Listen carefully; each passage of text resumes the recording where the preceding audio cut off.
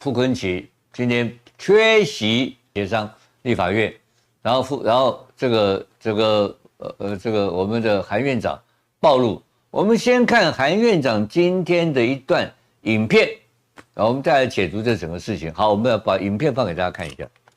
好，谢谢蔡总召。民进党的蔡总召庄干事长到了，台湾民众党陈总召也到了，国民党副总召到不到？副总召不参加？那副总召有没有授权给书记长？书记长必须要公开答复，否则另外2位总召坐这里不是250吗？有授权，所以你等下签字有效，你的签字无效。那你副总召人不来，你签字无效，那是慈禧太后垂帘听政策。立法院有这么病态发展的吗？已经连续几次不到了。君子务本，本立而道生。你最基本的工作，你既然当总召，你开朝野协商，你一定要到啊，不到就授权呢。我再请教一下基隆市选出来林佩祥委员，你是重要的中国民党书记长，你的总召开会一而再再而三不来，你要很负责任的报告，你签字，你的同意有效还是无效？请你大声说出来。总召不签，我签字是没有办法的，是没有办法代表党团的。立法院病态发展，病了还要遥控，你把我们院长其他党团放在哪里？这么多官员都在这里，你现在通知副总召，他有3个选择：一，本人来，这没话讲；二，不来，授权给书记长；三，辞掉总召嘛。总召不干了嘛，不是比较轻松吗？哪有这样子做呢？你因为君子的务本的本是什么嘛？你肩膀上有这个责任嘛？好，我们看到了这个韩国瑜院长本身他今天被发飙了，发飙的理由很简单，我们回到我们刚刚第1页的新闻点，新闻看到了就是傅昆萁缺席总预算协商，而且他也没有授权，这个韩国瑜发飙垂帘听政，这个垂帘听政用的实在跟这个我们用古代的故事来形容今代的事情大概最少这个稍微程度好一点，好不好？这个垂帘听政不能随便用这个我们这个韩院长这个喜欢念古书有时候这个历史还是要读的稍微精准一点比较好。然后好，韩院长讲到不来就是辞总召，他有3条路可以走。第一条路就是授权书记长盖章，然后第二个就是说他讲第二个就是他叫辞掉总召，还有一个什么玩意我忘了，他授权嘛，一个是辞职嘛，然后一个是人过来我想不到他讲什么东西。傅昆萁是不来他甩你傅昆萁这不来嘛。傅昆萁写了一个漏等的新闻稿，哎呀，韩国瑜韩院长辛苦啦，软性诉求目的已经达到，立法院不能被架空他软性抗议缺席预算协商，这个傅昆萁回应了。我们这样子还要回到第1页来看这个问题。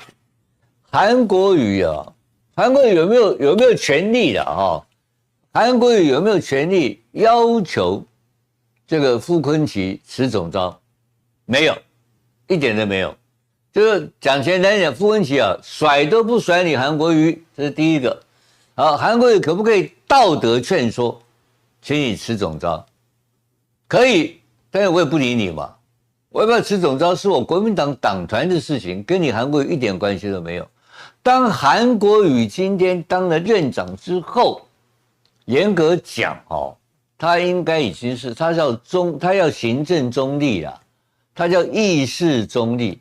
因为韩院长如果不代表一个中立的院长的话，这个立法院很难运作。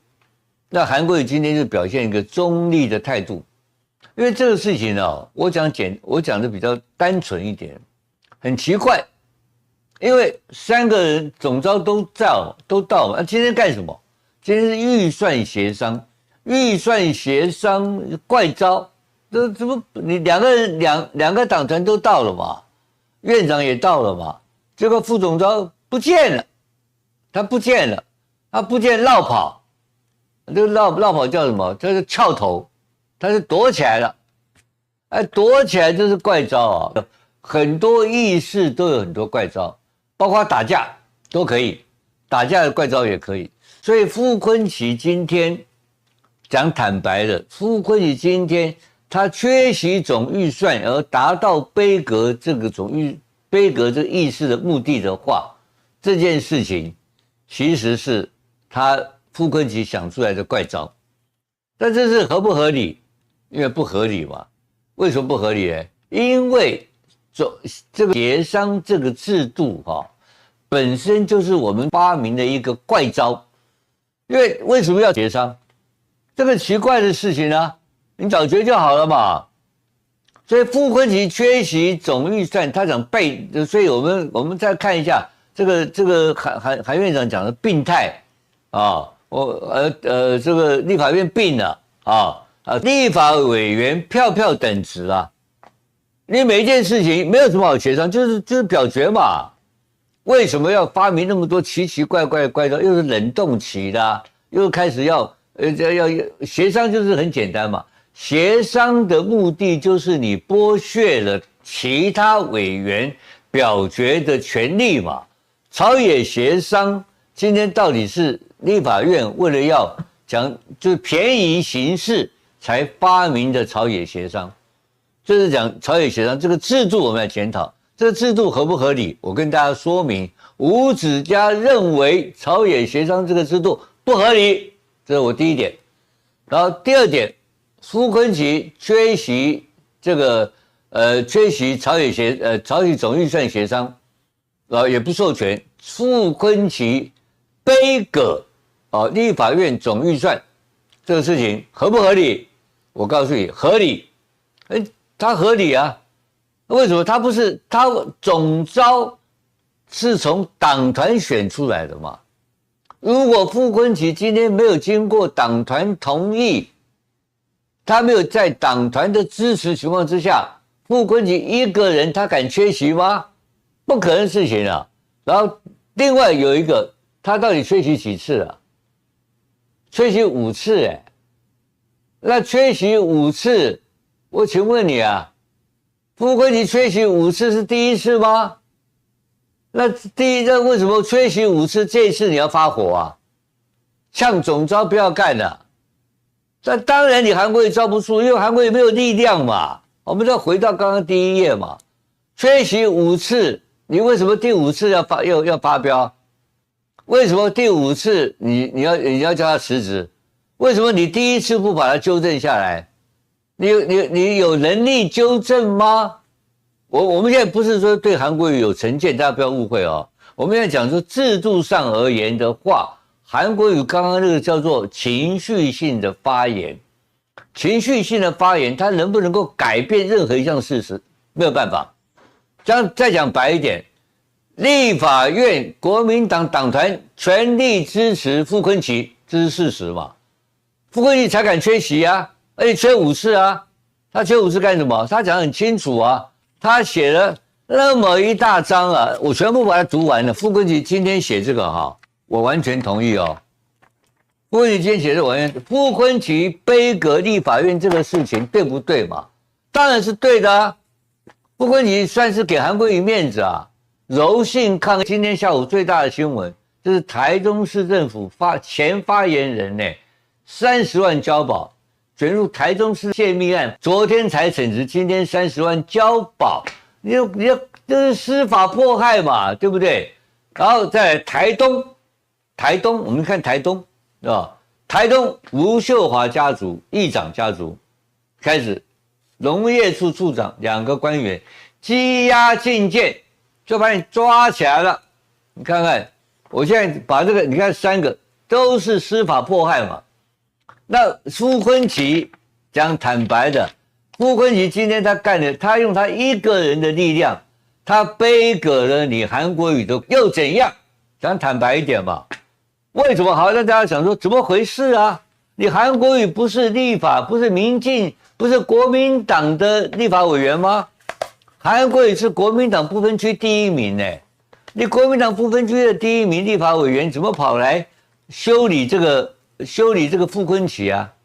那傅昆萁今天为什么敢背革你嘛？好，我们就讲明的嘛。你韩国瑜根本没有力量跟权力来要求傅昆萁辞总召，讲这个话，韩国瑜过界了嘛？这民进党要看韩国瑜修理国民党傅昆萁嘛？然后标题写的干脆辞掉总召。我再强调一点，韩国瑜没有资格震怒，这第一个，你也没有资格狂飙傅昆萁，更没有资格要求傅昆萁辞掉总召，这通通不是韩国瑜的权限。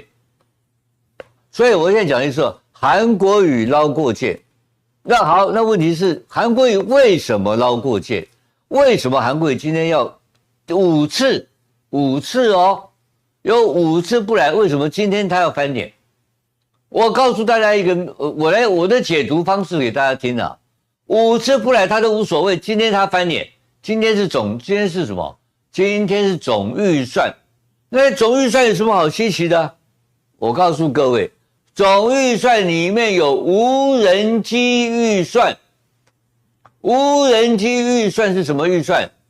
无人机预算是重大预算。傅昆萁不来有他的道理，